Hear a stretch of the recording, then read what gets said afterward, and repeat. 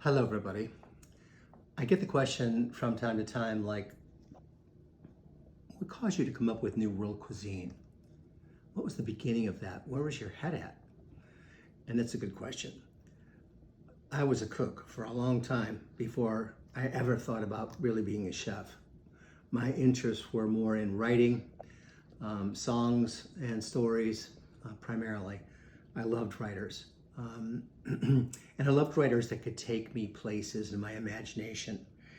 It may sound strange, but the writers who had the greatest effect on me in terms of coming up with the ideology of New World cuisine and having that real drive to create a sense of place were people like Thornton Wilder, who wrote the play Our Town, of which I was in a production in high school, so that probably was a reason why it stuck with me.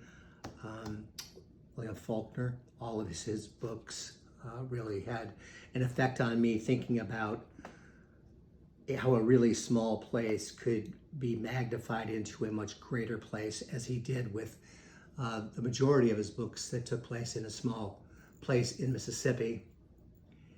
And a more obscure writer, Sherwood Anderson, who wrote Winesburg, Ohio,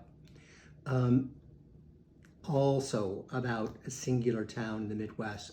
I'm from a singular town in the Midwest. These things were in my mind, and the ability to have a small circle of geography become magnified had a lot to do with me devoting myself to first Key West and then later to more of the totality of Florida. But a huge influence that did come over from the world of cuisine and the world of cooking was when I began to read the menus of Jeremiah Tower. And that the first place I read them was in this book, the Chez Panisse Menu Cookbook, which I got a copy of from the great Gordon Sinclair when he hired me in 1982, and he had dined here and come back with this book, actually with the previous version of this book. That book got so beat and swollen from me using it that it's in a safe place now. But Jeremiah's menus just were so different. They were so thematic. And they're just listed at the back of this book under memorable menus. A birthday dinner for the best palate we know. I wish I could read the whole thing to you. You'd see why he's probably saying it that way. An Alsatian regional dinner. Gertrude Stein, talk about literature. Gertrude Stein dinner.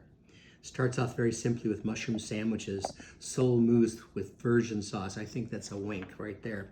Wild rice salad, a tender tart, cream perfect love. I think there's a lot of double entendre here.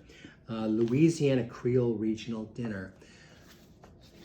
The next person who really affected me in this way, speaking of a regional Creole dinner, was Paul Prudhomme and his book, Louisiana Kitchen. I began to realize that as a chef, it was more about me creating a story and memories within that story than simply feeding people a random collection of dishes. I wanted to make something happen for them that made them see that there was a purposeful collection of dinner items that they were going to be experiencing when they came to dine with us. And I love the humor that Jeremiah and Alice, I'm sure, brought into this. Here's one called This Ain't No Spring Chicken Dinner. And instead, there's spring lamb.